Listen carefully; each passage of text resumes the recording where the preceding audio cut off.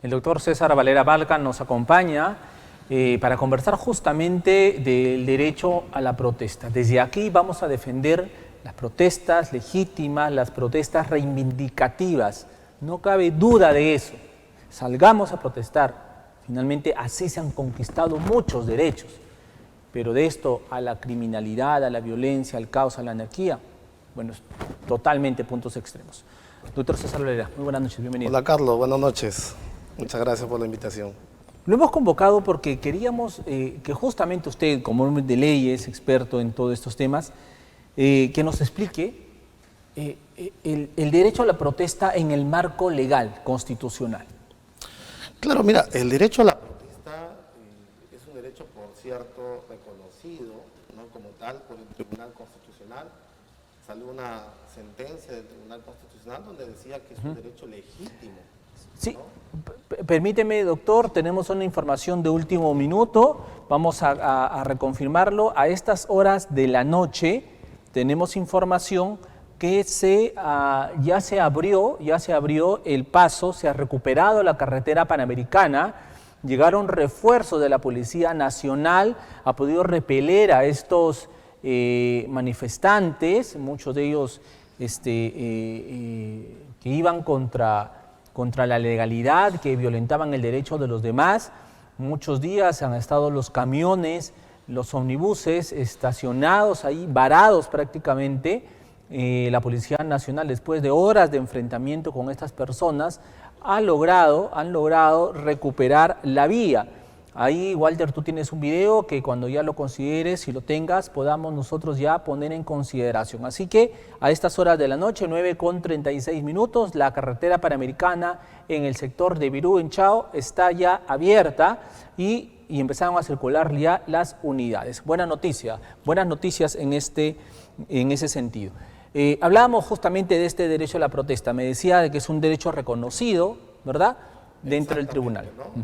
Y tiene sus primeras bases, ¿no?, en alguna sentencia que se emitió el Tribunal Constitucional, en algún expediente. Es un derecho legítimo, no reconocido, es un derecho de las minorías como tal. Pero claro, siempre el Tribunal Constitucional ha señalado que el límite siempre va a ser el marco legal. Es decir, toda protesta dentro del marco normativo es legítima y válida.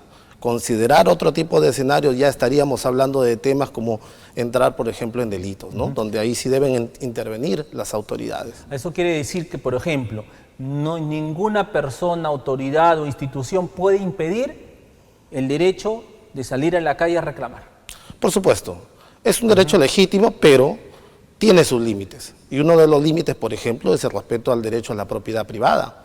No puedes tú afectar derechos de terceros o no puedes cometer actos violentos contra la autoridad. Allí ya el ciudadano que sale a protestar, como tal vez la gran mayoría que salen porque creen que se comete un abuso, porque creen que la clase política está desfasada, que el Congreso ha hecho el peor papel en la historia, que con legítimo derecho sale y protesta en buena hora. Pero aquellas personas que ya comienza, como usted lo señala, comienza a violentar la propiedad pública y privada, deja de ser un protestante y se convierte en... Sí, por supuesto. Un vándalo. Sí, está cometiendo actos ilícitos, susceptibles de ser condenados, procesados conforme lo manda, pues, en este caso, la ley vigente, ¿no? Para ello hay un ministerio público, por ejemplo, ¿no?, a efectos de que puedan interponer, en este caso, las acciones pertinentes. Pero mira, Carlos, yo siempre me pregunto, hay necesidades insatisfechas, claro está. ¿Qué tantas necesidades existen acá en el Perú y en todos los escenarios?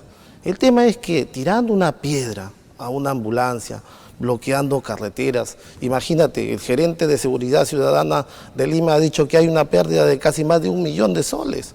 Que lo vamos a pagar nosotros los peruanos con nuestros impuestos. ¿No? Una noticia donde una persona embarazada pierde su hijo, o una anciana fallecida, simplemente porque hay ese tipo de bloqueos. Hace poco hemos escuchado, ¿no?, 3 personas cobrando cupos. Imagínate, eso ya no significa amparar ese derecho legítimamente protegido a nivel constitucional. O sea, ahí ya no hay protesta que valga, o sea, eso ya escapa a cualquier...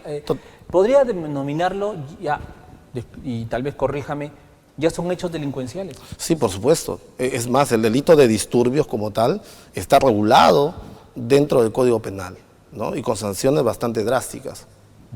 Y acá, doctor, no estamos criminalizando la protesta, porque muchos de estos sectores dicen, no, están criminalizando la protesta, están yendo contra nuestro derecho de salir a reclamar nuestro crecimiento, nuestro futuro, en fin. O sea, acá no estamos criminalizando nada. Por supuesto. Nosotros creo que como abogados y toda persona en perspectiva debe mirar siempre los caminos del diálogo, concertación. ¿Se puede protestar? Claro, es un derecho reconocido, pero también con límites. Los derechos no son absolutos. Los derechos tienen límites y esos derechos evidentemente están para ejercerse, pero dentro del límite de la legalidad. Si tú transgredes la norma, ningún ejercicio legítimo como la protesta debe ser en este caso permitido. Deben ahí las autoridades poner mano firme. Mira, hace poquito acabas de dar esa noticia de que las carreteras empiezan a desbloquear. Imagínate cuántas personas, cuántos microempresarios se van a ver beneficiados. Han estado varados con su mercadería, etcétera. ¿Cuántos millones de soles estaban perdiendo? Sí, ahora, ¿cómo entender también, amigos televidentes, que estas manifestantes salgan e intenten quemar aeropuertos, destruyan comisarías como en Puno y en varias regiones, quemen locales del Poder Judicial, quemen locales del Ministerio Público? O sea, eso es injustificable, o sea, injustificable para toda persona, para todo peruano de bien. O sea, no hay nada que lo justifique, no hay nada, salvo que seas un extremista.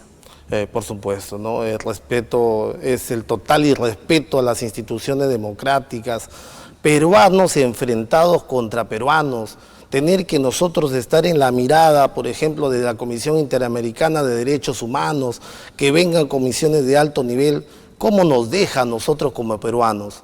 Los peruanos estamos, creo que, para atender cosas y necesidades más interesantes, y para ello las autoridades deben actuar dentro del marco democrático. Sí, se están formando comisiones de alto nivel, pero mira, encontramos una realidad donde está prácticamente con los oídos sordos a cualquier tipo de diálogo. Esas situaciones extremistas que van más allá y pasan esos límites y se convierten en actos vandálicos y violentos deben ser sancionados, claro está. Como demócratas debemos nosotros decir cuál es el camino y evidentemente decir esto no está bien. Ahora, ayer se dio esta norma del estado de emergencia en lo que es La Libertad, Amazonas y Tacna. Ya en un estado de emergencia, como sabemos, se suspenden los derechos constitucionales y la Fuerza Armada sale en apoyo de la Policía Nacional. Pero bajo ese estado de emergencia incluido, o sea, bajo este estado de emergencia en el que está viviendo La Libertad, no se restringe el derecho a la protesta. Ah, por supuesto. O sea, el hecho de declararse el estado de emergencia son para ciertos derechos, ¿no? La libertad de tránsito, por ejemplo, la inviolabilidad del domicilio es otro, ¿no? Los peruanos tienen derecho a protestar. Es un derecho legítimo, auténtico, una expresión de voluntad legítima de la soberanía popular. El problema es, como siempre yo he dicho, he manifestado, es cuando se lesionan ese tipo de derechos. Es decir, se trasvasan los límites que la propia norma ha diseñado. La Constitución nos dice, tú te puedes reunir pacíficamente, sin armas, pero si tú utilizas armas, piedras, destruyes aeropuertos, invades la propiedad privada, definitivamente el derecho a la propuesta ahí es nulo y como tal deben esas acciones ser severamente sancionadas. El día de ayer la presidenta Dina Boluarte ha manifestado que iba a poner mano dura, pero como que tuvo un desliz, ¿no? Dijo que estaba preparando las carpetas fiscales, como que se olvidó de que era la presidenta y se quiso convertir en la presidenta del Ministerio Público, ¿no?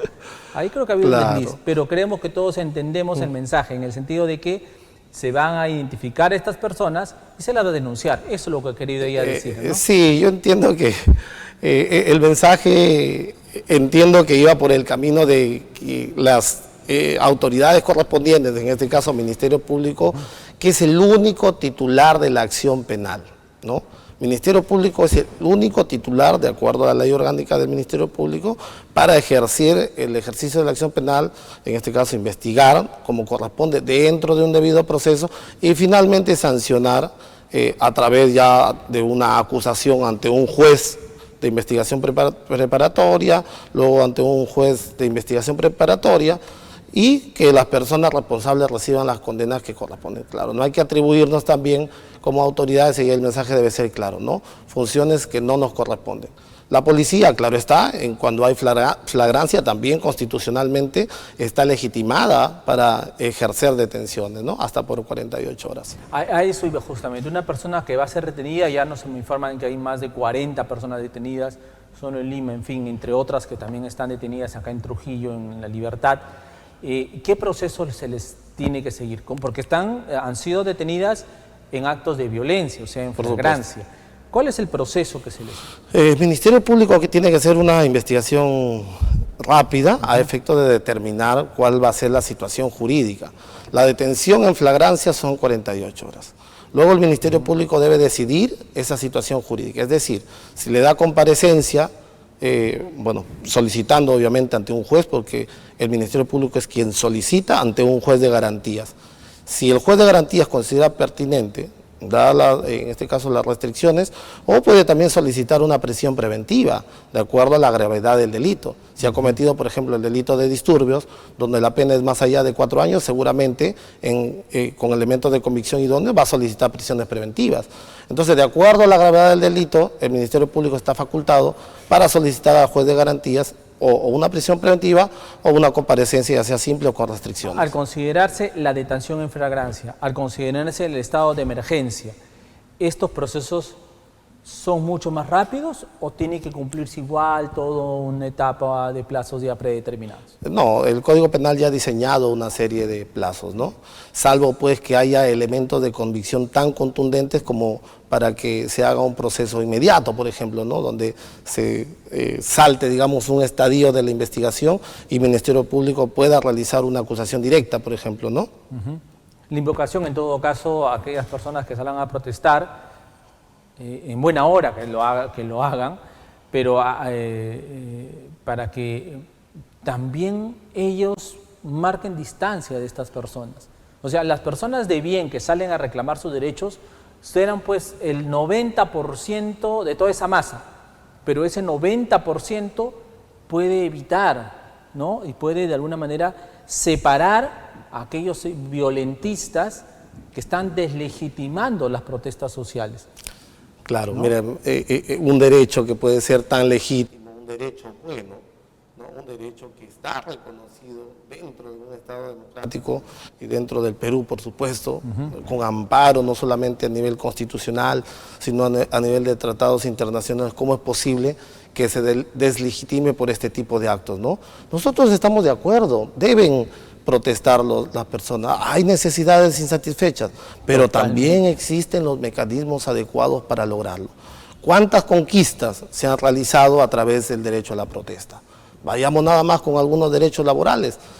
El tema de las 8 horas, precisamente nace por el derecho a la protesta, pero yo creo que hay formas y formas. Mientras estas sean pacíficas, ¿no? El límite es no cometer actos violentos. Efectivamente. Todo derecho, y yo siempre lo digo en mis clases, todo derecho que tenemos, desde el derecho a nacer, el derecho a elegir, ¿no? Todos los derechos nos han costado justamente esto, ¿no? Reclamos, protestas, exigencias, reclamos populares en las calles. Finalmente así se conquistan los derechos, pero también, como bien dice usted, hay límites. Por supuesto, ¿no? Las personas, los peruanos, yo creo que son hombres de lucha. Creo que dentro de un Estado como el nuestro, donde existen muchas necesidades que han sido insatisfechas, es legítimo protestar. Tú has visto nada más a nivel regional, por ejemplo, cuántos sindicatos no ejercitan, por ejemplo, su derecho a huelga, salen a protestar, pero lo hacen de acuerdo a los procedimientos adecuados. Claro. Queremos más derechos, queremos más beneficios, queremos que el Estado cambie. Yo creo que al contrario, estamos demostrando no solamente que nosotros no somos capaces de reconstruir y pacificar nuestras situaciones y problemáticas, sino también, imagínate la mirada internacional que nosotros tenemos. El impacto, terrible, ¿no? El impacto de la imagen en el Perú en el exterior es sinceramente terrible y nos va a costar años, Así es. volver a recuperar la confianza. Ningún inversionista va a querer venir a nuestro país. Los mismos inversionistas nacionales le están pensando 2 veces si reinvierten, ¿no?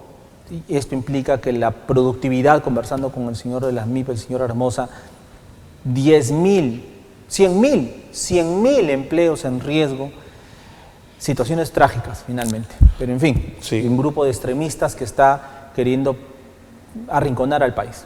Y eso no lo tenemos que permitir, así de simple.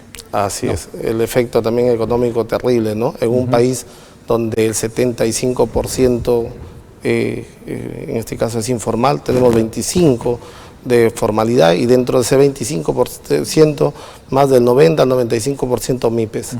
Imagínate el golpe a la economía nacional. Creo que es tiempo de reflexionar e invitar todos para tener un canal de concertación adecuado, ¿no? Al diálogo y a la tranquilidad. Señor César Valera, muchísimas gracias. No, muchas gracias por la invitación, Carlos. El doctor Buenas César noches Valera con todos. Malca estuvo con nosotros conversando de la coyuntura, sobre el respeto al derecho a la protesta, pero también sobre el tema del exceso, lo cual delegitima cualquier reclamo ciudadano.